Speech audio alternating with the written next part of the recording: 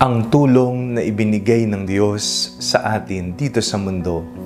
Ako po si Father Fiel Pareha at ito po ang ating segment, ang Daily Devotion, na kung saan tayo po ay magdarasal, magbabasa at magninilay kasama ng salita ng Diyos sa buong taon. Manalangin tayo. Sa ngalan ng Ama, ng Anak at ng Espiritu Santo. Amen. Halina, banal na Espiritu, liwanagan mo ang aming puso at isip nang maunawaan at may sa buhay namin ang iyong salita. Amen. Our Bible passage for today is from the Gospel of St. Matthew chapter 18, verses 1 to 5 and verse 10, and I read it for you.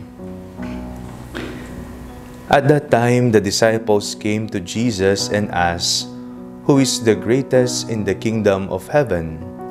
He called the child whom he put among them and said, "Truly I tell you, unless you change and become like children, you will never enter the kingdom of heaven.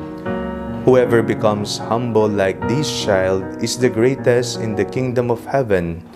Whoever welcomes one such child in my name welcomes me.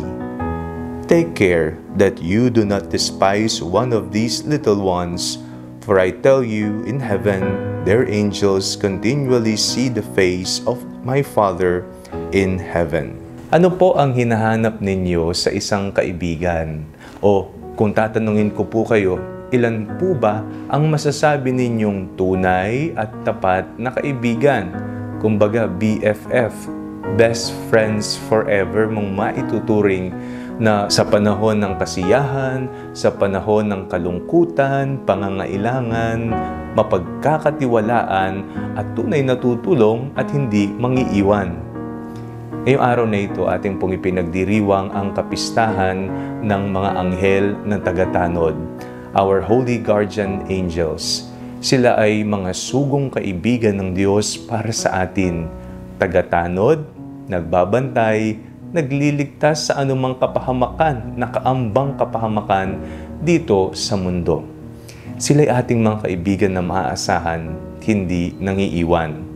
Madalas ating pong nakakalimutan na tayo ay may mga anghel de la guardia na nakatanod at kasama natin.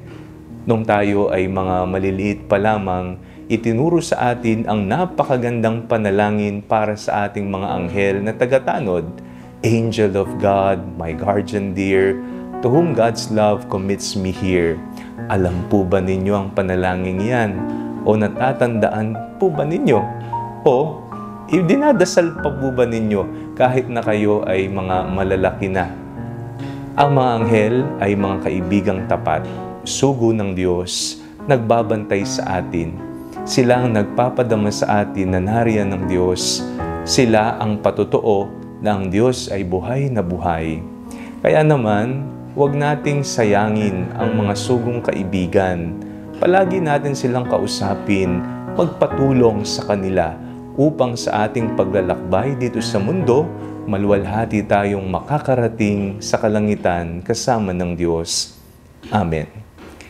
Manalangin tayo. Panginoong Yesus, maraming salamat po sa mga sugong kaibigan, sugong tagatanod, mga anghel, aming mga tapat na kaibigan na maaasahan. Amen. Sa ngalan ng Ama, ng Anak at ng Espiritu Santo. Amen.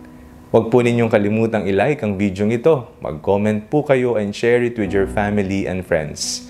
Ang panalangin bago matulog ay may sariling Facebook page na po. Huwag niyo pong kakalimutang mag-like at mag-follow dito, and do not forget to subscribe to our YouTube channel.